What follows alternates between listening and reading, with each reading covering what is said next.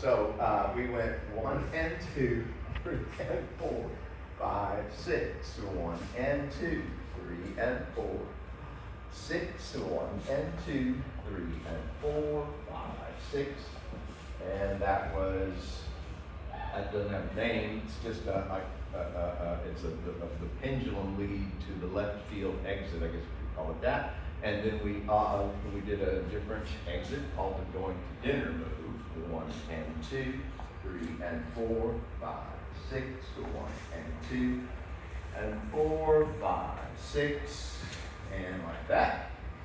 And then so I think that was it for that little segment. We just were working on those two. Their weaves, check weave variations with what I call that pendulum lead to set her up for that hammerlock position. And then we were working on setting something up with a side pass. So if I go 1 and 2 and I move up, so it is a side pass but kind of modified because I move up, and then I take this hand over and straight down into this hammerlock position.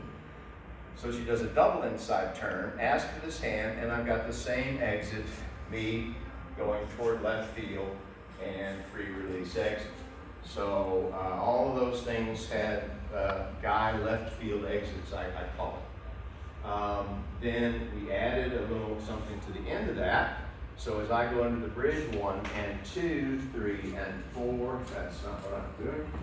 So I'm going to do a side pass, 1 and 2, 3 and 4, over and down, 1 and 2, 3 and 4, and I keep the hand into the wrap, and I do a basic 1 and 2, 3 and 4, and I release the left and do a hand change double turn to this position, and 1 and 2, 3 and 4, and I do the same exit I've been using week after week, which is the side pass to the guy wrap with a right turn exit. I'll do it without stopping, and it's 2, 3 and 4, it's a side pass.